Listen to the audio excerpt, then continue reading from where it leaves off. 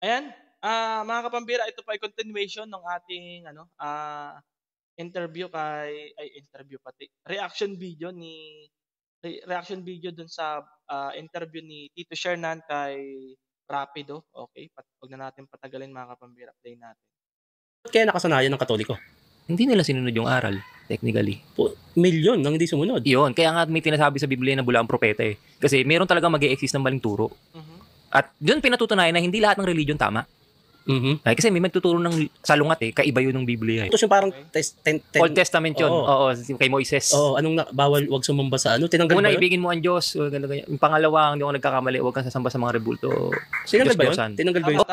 Tama yun, agree ako diyan. Oh, wala na yun sa Hindi ko alam, di kasi ako nagsisimba eh. Diyan sa amin sa simbahan, may 10 utos sa laki-laki. Pero wala yung part na yun. Tinanggal ng Katoliko o nagtanggal din kayo? Tinanggal nila, siguro. So, Sa amin nananatiling bawal eh. Pero nakalagay pa rin doon sa inyo na bawal yun. Oo, bawal yun talaga. 'Di ba, Katoliko si Tito Shernan pero hindi niya alam. Hindi, I mean, nakalagay pa rin, kumbaga nakatatak na parang nakasulat pa rin. Hindi na, sa Bible na yun. So hindi, parang hindi kayo gumawa ng sarili nyo? Wala. Bawal. Bawal yun. Ang Bible namin, Bible ng lahat ng religion. Kung ano yung Bible mo, yun din Bible namin. Masinunod nyo lang? Sinunod lang namin. So sa ano bang simbahan ba tawag niyan? Sambahan, kapilya. Kapilya. Oo. Ano nakalagay doon, yung parang krus lang? Walang krus. Bawal ang krus sa amin. Bakit? Ano ba ang krus? Di ba? Yun eh, tanda ng pagpapahiya. Yung binuhat niya? Oo, ng Panginoon sa Kristo. Mm. So bakit mo gagamitin yun para parang ininsulto mo si Kristo? Tama, kasi yun yung greatest, punishment nung time na yon. Kapag ikaw po ay ipinakaw sa krus, ikaw na po ang pinakang nakakahiyang tao nung panahon na yon. Kaya po sa ibang mga religion ay wala po tayong cross. Yun po yung dahilan nun. Kasi yun po ay punishment. Yun po yung kahihiyan ng ating Panginoong Jesucristo. Okay? Kristo kasi yung sign of the cross. So Diba? hindi kayo nagsa-sign of the cross. Oo. Kasi ang Katoliko, More on ano naman po yan, more on sa paniniwala po ng INC, ang pinagkakaiba lang po talaga, halos ang pinagkakaiba lang po, kundi dun lang sa paniniwala nila kay Kristo, na si Kristo po ay tao, hindi Diyos. Yun lang po yung pinagkaiba ng INC sa ibang mga religion. Yun po talaga. Kasi yung ibang mga ano nga po diyan, mga minor doctrines na po yun about sa pananamit, sa pagkain, sa pagsamba. Pero yung pinaka-major doctrine dun po nagkakatalo, sa paniniwalang si Kristo ay tao lang. Dun po sila naiiba. Okay? Dun po sila naiiba. Ang halos kaparehas po nila yung ibang, religion na hindi naniniwala sa Panginoong Jesucristo na si Kristo ay Diyos, katulad po ng mga Hudyo, hanggang ngayon po hindi rin po sila naniniwala na si Kristo po ay Diyos, mga Israelites, hanggang ngayon po. Alam ko may mga follower akong Israelite na nagtatrabaho sa Israel. Yun talaga po 'yan po talaga hanggang ngayon. Paki-confirm po, 'di ba? Hanggang ngayon ay ang paniniwala po nila sa ating Panginoong Jesucristo ay tao lang. Halos 'yan po yung kaparehas nila na sa INC, na si Kristo ay tao lang or propeta or messenger. Pero at least tao po talaga, tao. Katoliko ako eh. Pag mapapadaan ako sa simbahan, nagsa-sign Sign of of the the cross cross. ako. Ako din dati. Sagrado akong Katoliko dati. Mhm. Pero yun nga, sa malalim pang pag-aaral, merong hinuhulaan na yung ang sino mang tumanggap ng tanda sa noo ay tatanggap din naman siya ng alak o galit ng Diyos sa araw ng paghukom. Mark of the beast na 'yan. Mark of the beast na 'yan. At pahihirapan Yung 666 na 'yan, okay? sila araw at gabi. Ganon kalala, brad. Pagka nag-sign of the cross ka, Bakit hindi yung sign of the cross? Kasi sa pag-aaralan po sa eschatology na po 'yan. Darating po yung time na tayo po ay by force na tayo ay tatatakan. At ang system po noon, hindi ka daw makakapag-transaksyon, hindi ka makakabili, hindi ka makakapagbenta kung wala ka nung tatak na 'yon. At alam niyo na po 'yun, nai-implement na po 'yun. Nag-uunti-unti na po 'yun ngayon. Darating po 'yan kapag siyempre cashless na, puwedeng naka-microchip na sa kamay or sa noo na 'yun na yung magiging passage mo sa lahat ng transaction mo sa mundo.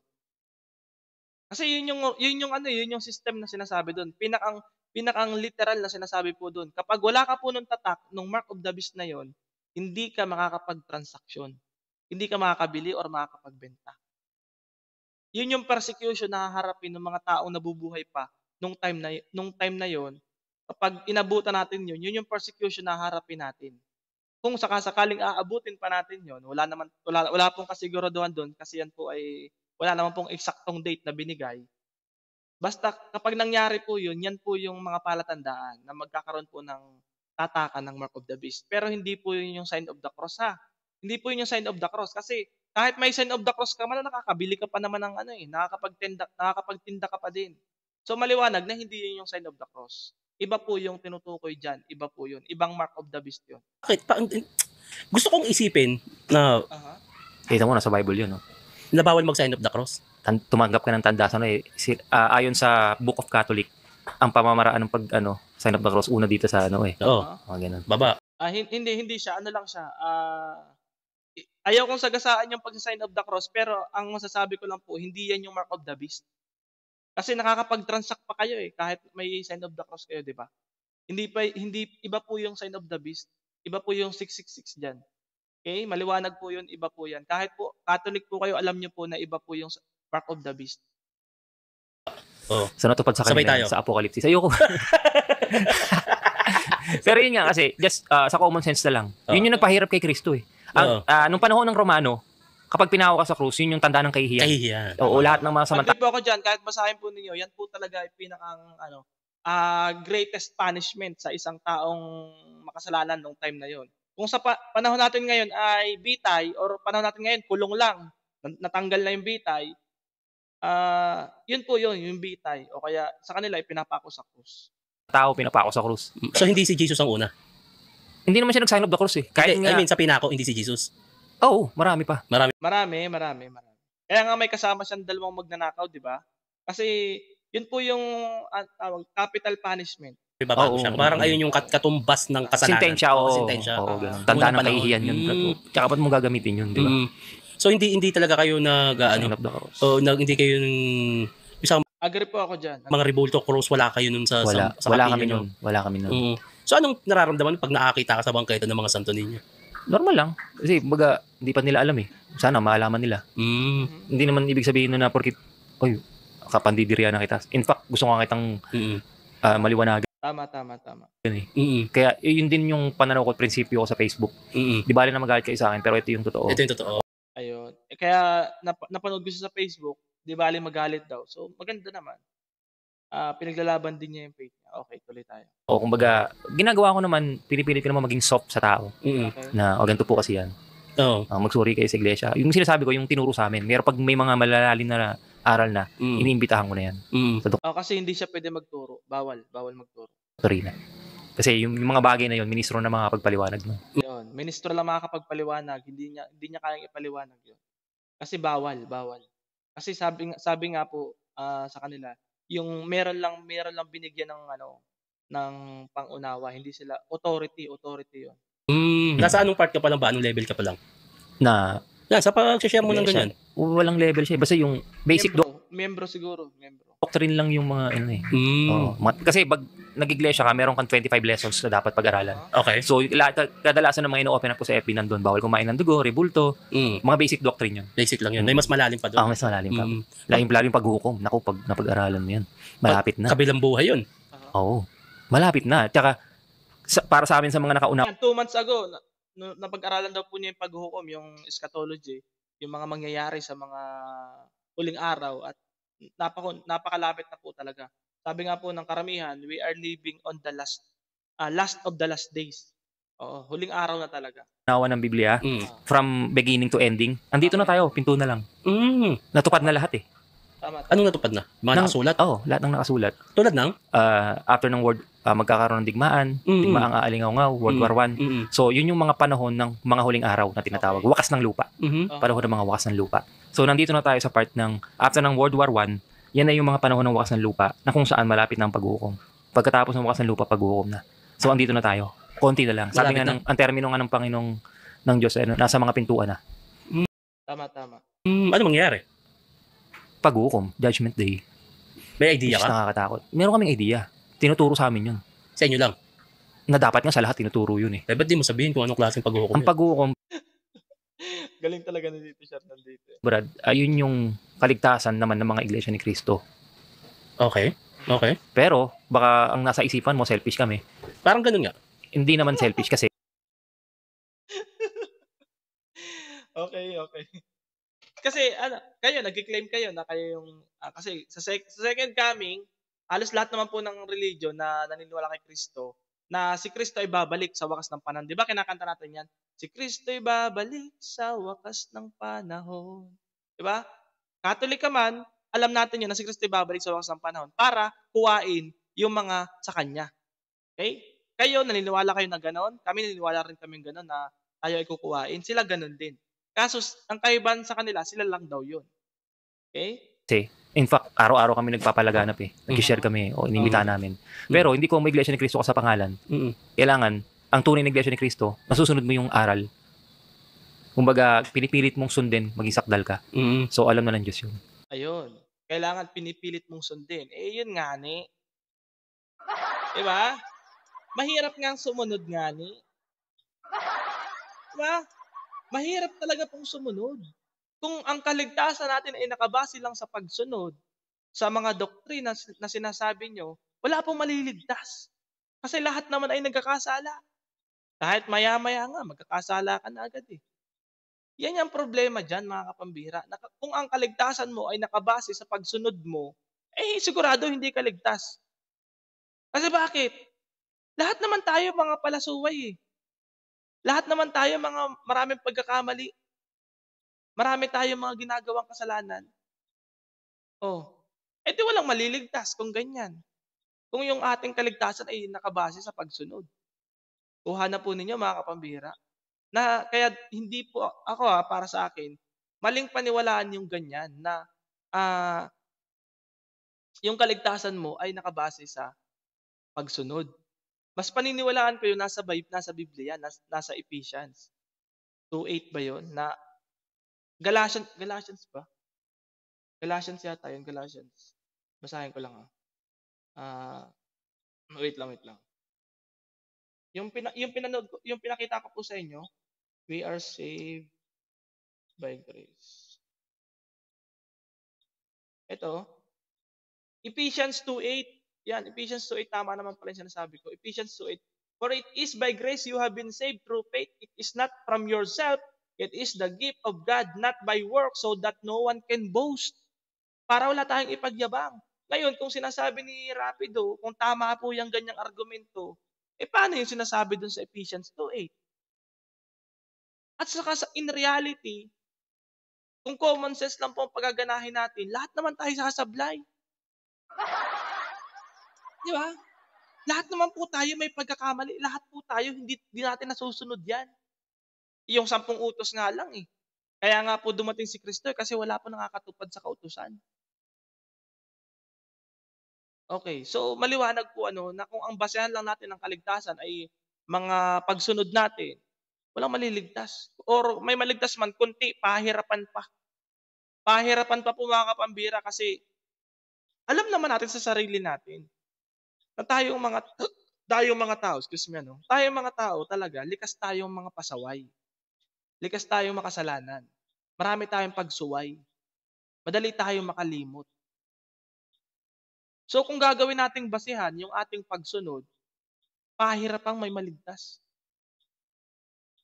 At mas madali pong panghawakan yung sinasabi po ng Biblia sa Ephesians. At talaga namang totoo po yun. Na sinabi po ni Apostle Paul na tayo ay naligtas sa pamamagitan lang ng biyaya sa pagsampalataya sa ating Panginoong Kristo. Hindi sa pamamagitan ng ating mga gawa upang wala tayong maipagmalaki. Malinaw. Malinaw po mga kapambira. Sineshare ko lang po para alam din po ninyo. Okay, tuloy tayo. Hindi lang dahil pag sinabi ko to, maliligtas ka na. Dapat inaral mo na yung tama. At dapat nakikita sa iyo yung mga inaaral mo, binubuhay mo na ngayon. Kasi sa amin, pag ikaw binautismohan ka, hindi na ikaw masusunod. Papasanin mo na yung krus si Kristo. Kumbaga, kasama ka na sa pagbubuhat ng krus, na kung yung krus lumalarawan sa tungkulin. Tungkulin mo, sumamba ka, magbagong buhay ka, maghandog ka ng masagana. Kailangan hanggang wakas yun. Pati yung pagbabagong buhay is kailangan pala ikaw yung gagawa nun. Sa amin po, yung pagbabagong buhay, po yan, miracle po yung nangyayari na yun. Miracle. Yun po yung born again experience na sinasabi. Hindi po siya pipilitin mo para bang nagpapapayat ka lang, para ka nagda-diet. Hindi po ganun ang pagiging born again. Yung pagiging pagbabagong buhay po, yun po ay karanasan na binibigay ng Diyos. Kasi kung ikaw nga po ay nakipag-isa kay Kristo, ikaw ay isa ng bagong nilalang. Wala lang yung dating pagkatao. Lahat ay bago na.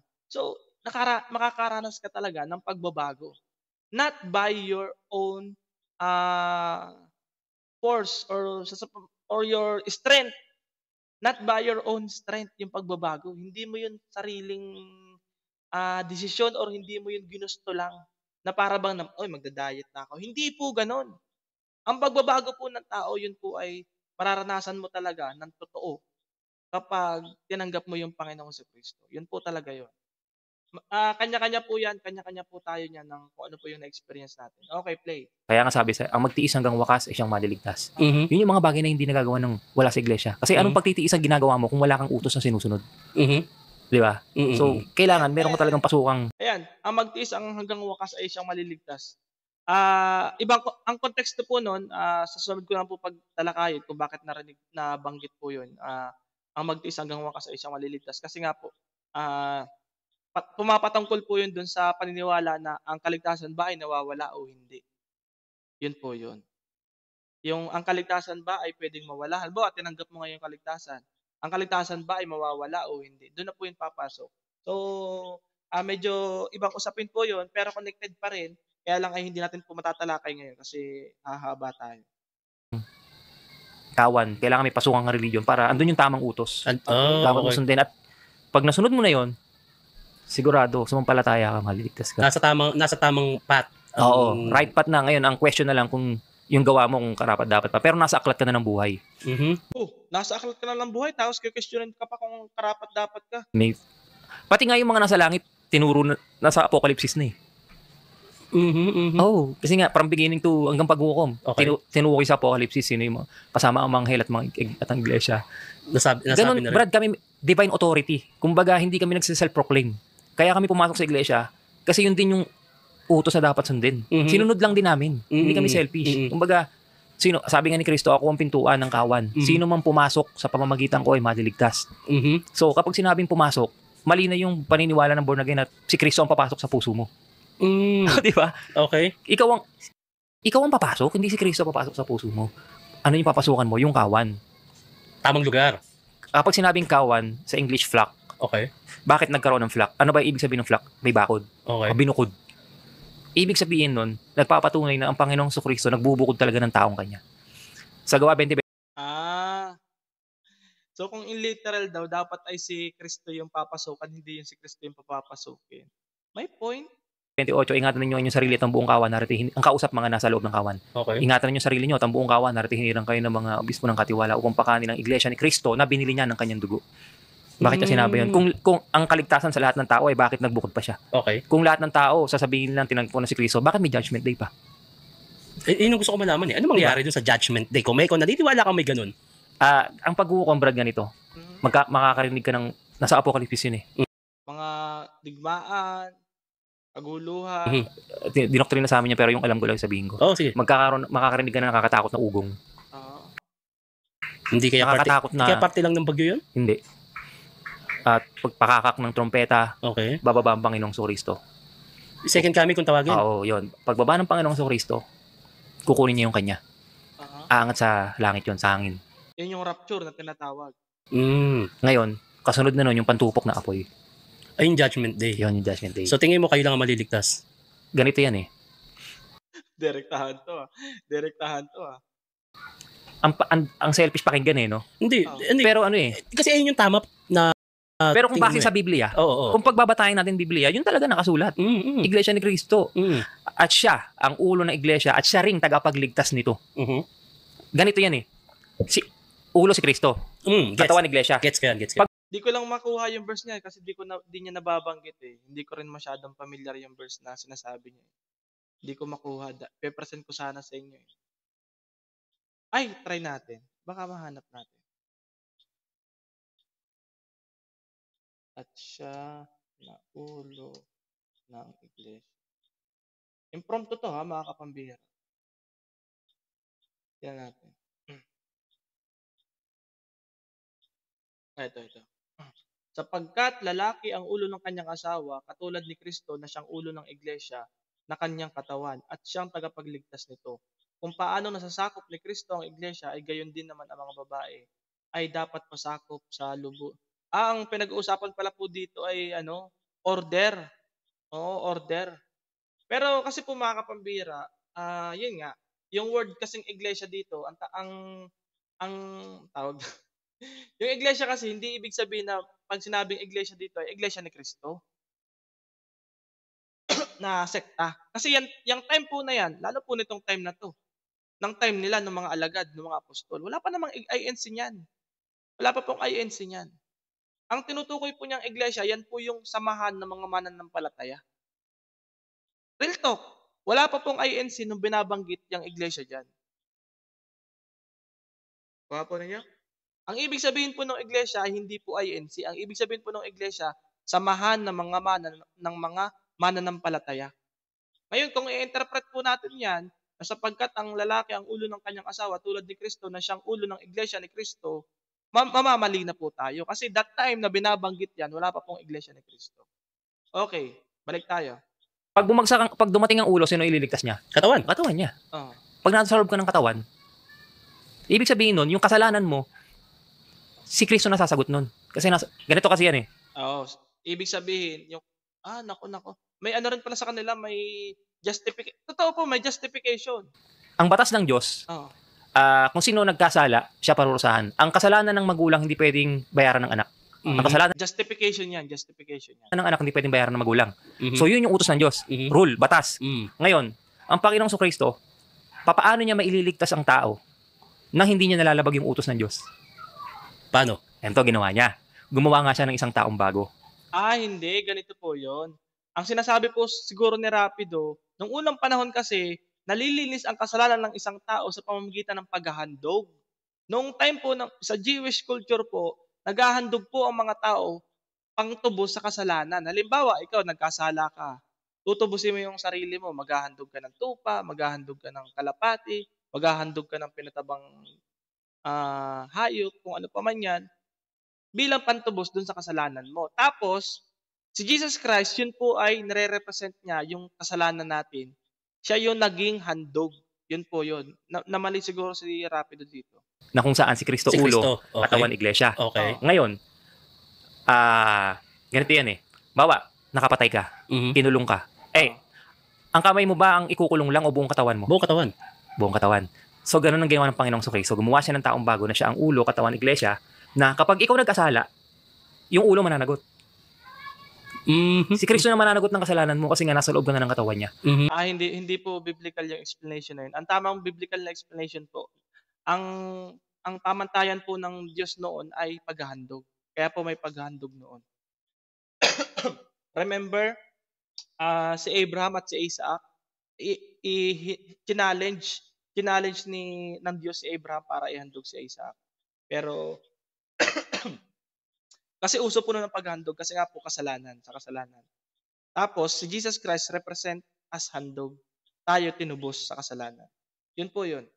Okay. Tinubos ka na ng dugo ng kanyang. Yun yung, di ba nababanggit niyo po yung pagtubos. Ang tamang explanation po doon, yung paghahandog, hindi yung ulo. Paghahandog po ang pinag-uusapan doon.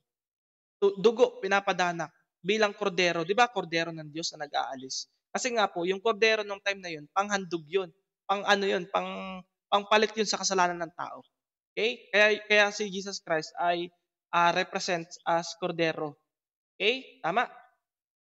Kaya, fake news ang sinasabi ng tao na lahat tayo tinubos na ni Kristo. Meron ka pang dapat gawin.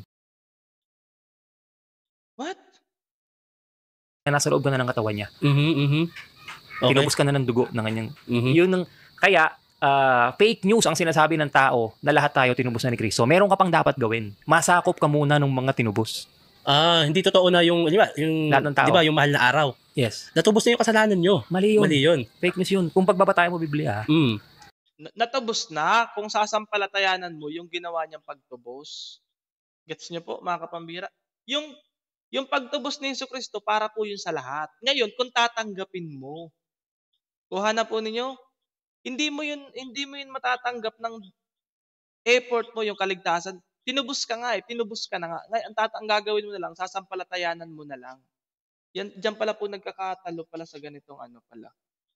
Yun nga, sa ganung paraan, hindi niya malalabag yung utos ng Diyos.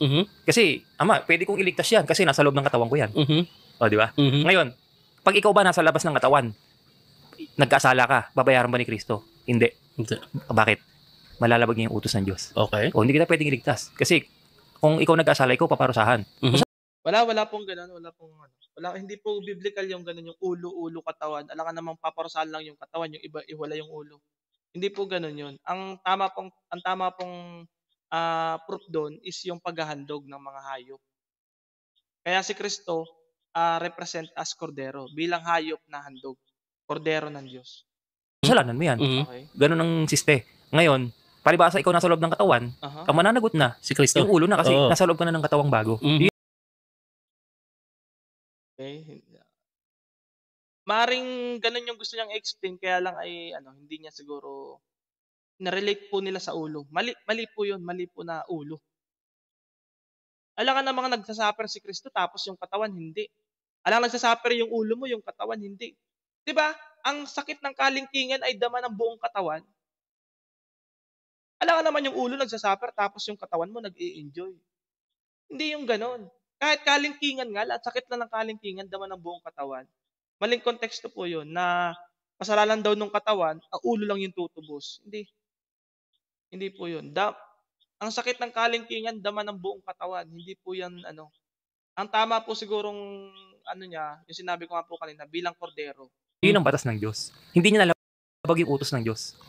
Galing, di ba? So lahat ng pagkakamali na yun, basta nandito ka sa katawan, si Kristo na ba ang Si Kristo na bahala doon. So kayo na yung bahalang magpatupad sa katawan na to para sundin si Kristo? Okay. Bakit may natitiwala? Yung pong ulo, yun po ay represent, yun po ay pagpapakita ng order na merong namumuno, may nasasakupan. Yun po yun. Ang pagtitiwalag, Brad, kumbaga, Ayan, may doktrina ng pagtitiwalag. Tatanong ni Sherman, bakit daw may tiwalag? alisin ninyo sa inyong ang masasama. Yun yung mga lumalabag sa utos ng Diyos. Pagdidisiplina yun. Ay paano yun? Sabi mo nga, pumasok sa kawan, ligtas na. Tapos aalisin mo, kung gusto nga maligtas, na pumasok lang sa kawan. Di ba? Bakit nyo titiwalag? Questionably po yun, mga kapambihira. Kasi, kung ang isang tao ay maliligtas sa pamamagitan ng pagpasok sa kawan, tapos tinitiwalag nyo naman, ibig sabihin, kayo yung humahadlang doon sa tao para maligtas siya. Kasi tiniwalag nyo. Tao lang mismo yung humahadlang doon sa kapwa-tao para hindi maligtas. Parang imposible namang ganon. Kaya nga siya pumasok para maligtas. Sabi niyo, yung kaligtasan pagpasok sa kawan. Tapos ititiwalag nyo rin naman pala. Ibig sabihin ba, hindi na siya, mahirap po yan, mga kapambihira. Kumbaga, kasi pag tiniwalag, ibig sabihin, nakagawa ka ng bagay na pang sanlibutan. Okay. Pero, pwede ka magbagong buhay. Pwede ka magbalik loob. Di ba kasi, may mga kaibigan din naman akong iglesia. Halimbawa, hindi na uma-attend sa samba. Di ba pinupuntahan yan yung parang iniikutan ba yun? Dinadalaw. Oo. Parang bakit di ka na gumaganto? Ganyan? Nagiging negative kasi yung tingin ng tao dun sa pagdadalaw eh. Okay. Pero pag ganito yan eh. Bawa, nanlalamig ko sa pagsamba. Oo. Ako, may tungkulin ako. Diakono ako eh. Ano yung diakono? Ako yung nagdadalaw. Doon sa mga hindi na nagsasamba. Okay. Actually, hindi lang naman yung hindi sumasamba. Yung sakop ko. Okay. Lahat yung dinadalaw ko. Kung bawa, may isa akong sakop na hindi sumamba. Aalamin ko. Bakit? Brad, baka may problema ka. Nalalamig ka. Ipapanalangin kita. Kung ano man po pinagdadaanan niya, nawa po malampasan. Kung niya pong kalimutan ng pagsamba dahil yun po ang susi para magtagumpay siya. So, ibig sabihin, nagmamalasakit kami kaya kami nagdadalaw. Hindi, ba't ka absent? Hindi namimilit. Hindi ganun. Pagmamalasakit yun. Baka kasi naliligaw na ho ng landas ito, kailangan namin puntahan. Tama. Ganon. Hindi siya sa pilitan. In a sense na malasakit. Pero bakit kaya? Kung ganun naman na maganda naman ang turo, bakit may natitiwalag? Hindi nakakasunod sa pamantayan. Kasi ano nga eh. O baka napapabarkada. Yes. Actually ako parang ganun, di ba? Natiwalag din ako eh. Anong dahilan? Ba't ka natiwalag? Natiwalag na rin pala siya. Parang nagsama kami ng asawa ko na hindi kasal. Pero parehas kayong iglesia? Oo. Kailangan magpakasal muna kami. Oo, di ba? Bakit? Alam mo naman pala eh. Ba't mo ginawa? Makasalanan ka. Sinira mo yung katawan. Hindi, kaya nga nagbalik loob na ako. Okay. Kumbaga, bago ako magbalik loob, inayos ko muna lahat. Nagpakasal kami. Okay. So yun, for good na. Naging maayos na. So, nung panahon na yun, nung ginawa mo kailangan malinis eh. Kailangan kasi haharap ka sa ulo na malinis ka dapat. sakdal ka at banal. Ganun yung termino sa amin. Kailangan madatnang ka talaga sa kasiglahan. Di ba ninong mo si Enigma, di ba? Oo, that time. Oo, si Enigma. Pero atheist siya, alam mo namang di siya naniniwala. Pero kasi as witness Kumbaga, tsaka sa kinasal kami sa West lang. Ayan mga kapambira, medyo try ko lang kung ano pang pinag-uusapan dito. Susunod na, hindi na siya tungkol sa spiritual o relihiyon Bilang tao, mag-aaway kayo natural Tama. Ay, ito. Ano to? Parang counseling pa na ganito ang hirap kayo dito. Kasi may mga kinakasal na after ng ilang taon, maghiwalay na. Kaso nahihirapan dahil sobrang hirap, sobrang bigat ng batas natin pagdating sa kasal. So, dapat meron tayong parang counseling pa na ganito pag kinasal kayo, hindi basta-basta dapat to. Oo, tama ka dyan. Kaso, meron nga na, tulad mo, kailangan mo itama muna to para makabalik ka. Kasi inalam mo ba na pwede kayong magkasala pa sa susunod na hindi na siya tungkol sa spiritual o relihiyon Bilang tao, mag-aaway kayo natural Tama. Diba? Which is nagiging epekto, yan din yung epekto na sinabi ng Diyos na kapag hindi kayo kasal. Nakasulat na rin yan. Kaya sagrado talaga yung kasal. Ang problema lang ngayon, parang dahil sa mga annulment na hiwalayan na ganyan, nagiging, sa ibang tao, bro, rin to, about sa divorce yata to nagiging way yun, para, palit ako bago. Ayoko na dito. So, kaya mas pinahigpit. Kaya nga, kahit nga, sinasabi nga, ang kasal hindi. And agree din po ako dyan, sagrado po ang kasal. Hindi rin po ako, sa sinusulong ng kasi, pag sinulong po yan, lalo sa Pilipinas, yung divorce, pasama na po ng pasama mundo niyan, sigurado. Alam niyo po kung bakit? Pwede ka na magpalit Hindi, kahit sino na lang pwede, di ba? Kasi anytime pwede ka magpalit May divorce Pagkain na pag mainit, luluwa mo. Totoo yun. Hindi mo talaga pwedeng iluwa yun. Kasi, ang makakapagpahiwalay lang sa inyo, kamatayan. Biblical yun. Pag kinasal na. Kapag magiging malaya ka lang sa tali, kapag patay na yung isa. Balo na. Yun. So, ang kasal ay utos pa rin ng Biblia. Utos ng Diyos yan. Ang unang kinasal si Eva at Adan Sino kasal? Puno?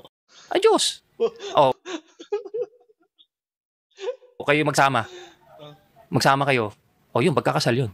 Wala pang papel. Walang papel. Pero, sa bagay, makapangyarihan ng salita ng Diyos. Hindi kailangan ng papel ng tao. Ang unang kinasal si Eva at Adan. Sino ninong? Kakatawa tagas dito siya. Tatanungin pa kung sinong ninong ni Eva at Adan Kung talagang pupunta yun, si ninong. Paano? Hindi, angel siguro yung ninong at nina. Yun. Okay lang sa inyo na, kunyari, sa bagay, hindi naman pala sa iglesia kinasal, no?